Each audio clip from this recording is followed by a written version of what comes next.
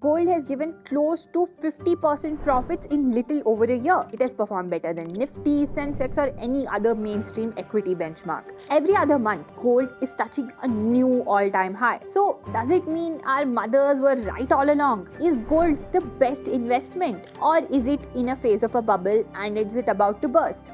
Well, if you have all those questions, you're in the right place because in this episode of FinCharts TV, that's exactly what we're going to break down. So don't forget to like, share and subscribe. Let's take it from the top. To understand what's exactly happening with the price of gold, we need to understand how the price of gold is determined. So unlike stocks or bonds that generate yields, gold does not generate any yields. And gold's price is determined purely by market sentiment. Supply and demand basically. If more people are willing to buy gold, then the price of gold goes up because the supply is limited. So as demand goes up, the price of gold goes up too. Gold is considered as the ultimate store of value in the world. Basically, in an inflationary world, you can park your money in gold and be sure that it will not lose its value due to rising inflation. And gold prices depend on demand because there is a limited supply. So as more people flock towards buying gold, the price of gold goes up. And lately, with the increasing volatility around the world, more and more investors are in a race to buy more gold. This has certainly increased its demand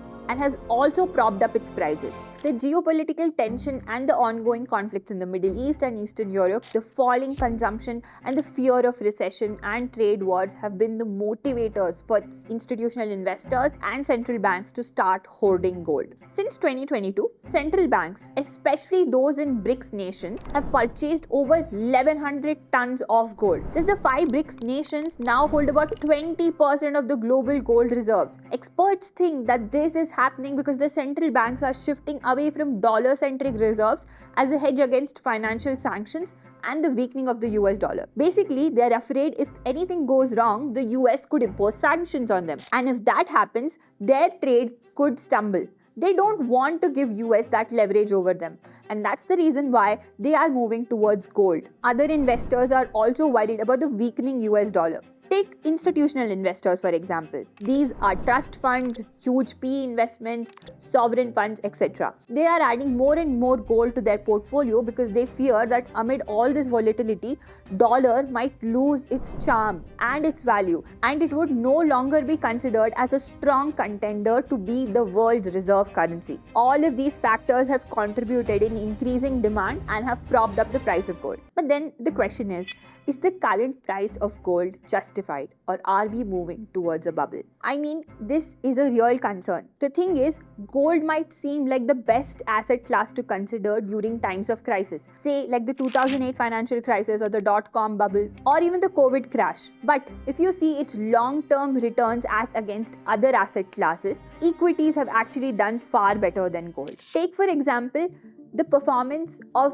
gold and equities in the last 50 years. Since 1974, equities have delivered around 10% annually, while gold has delivered around 4.9%. I hope you get my point now. But you could also say, come on Akanksha, I've never seen gold prices crash. I've never even seen them crash 10-20%, but equity markets do that almost every 2-3 years. Well, that's just partially true because the rapid growth in gold prices in India is partly because of a mirage created by rupee depreciation. Let me explain. From 2012 to 2015, gold actually fell around 30% in US dollar terms, but it still posted a 7% gain in rupee terms. That's because rupee fell against the dollar. So yes, although gold is on the rise and it is a good store of value and is considered as that by leading institutional investors and central banks, you can't completely rely on just gold to build your portfolio. There have been episodes when gold prices corrected sharply right after intense rallies. For example,